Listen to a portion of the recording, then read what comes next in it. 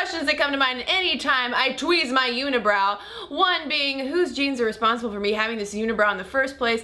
And two, why am I ripping hairs out of my face with tweezers? Before I get into the whys of women and some men plucking, waxing, threading, lasering off their eyebrow hairs, let's first establish that we have been doing this for a really long time. Women in ancient Egypt, for instance, both darkened and shaped their eyebrows, but if their cat died, they would shave the whole things off in order to properly mourn these highly cherished animals. Talk about crazy cat ladies. Likewise, women in the Roman Empire were known to have plucked their eyebrows, but Byzantine women to the east got even fancier by plucking their eyebrows into straight lines and then drawing parallel black lines underneath. Even farther east, women in India have been threading their eyebrows for centuries. During her reign, Queen Elizabeth I not only plucked out her eyebrows almost completely, but also plucked her hairline, believing that the higher the forehead, the more intelligent people would think that she was.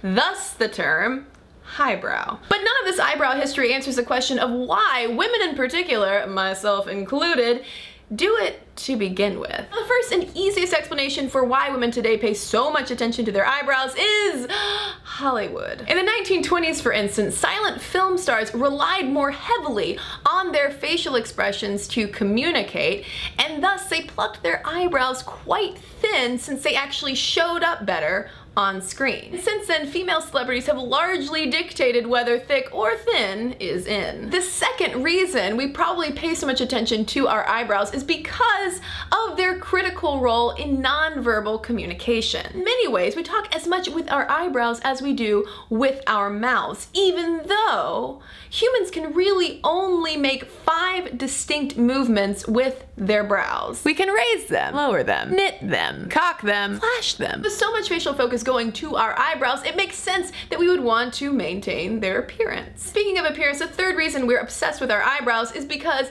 they literally help shape who we are. According to a 2003 study out of MIT, we are far harder to recognize without our eyebrows. Even though these strips of hair might seem insignificant, they play a surprisingly strong role in shaping what we look like to other people. But there's still this nagging question of why women past and present have tended to groom their eyebrows more intensively than men who might not even do it at all. For that, the fourth and final reason why women pluck their eyebrows, which is to emphasize sexual dimorphism. Research strongly suggests that the eyebrow ridges belonging to our early human ancestors served as a sexually distinctive characteristic, with men tending to have more prominent brow lines. Scientists think that our eyebrow thickness today continues to help us distinguish the men from the women. Moving from biological sex into gender, we tend to consider thicker, bushier, more prominent eyebrows as being more masculine today, compared to thinner, better groomed eyebrows being considered a more feminine. But now what I want to know is, what do you do to your eyebrows?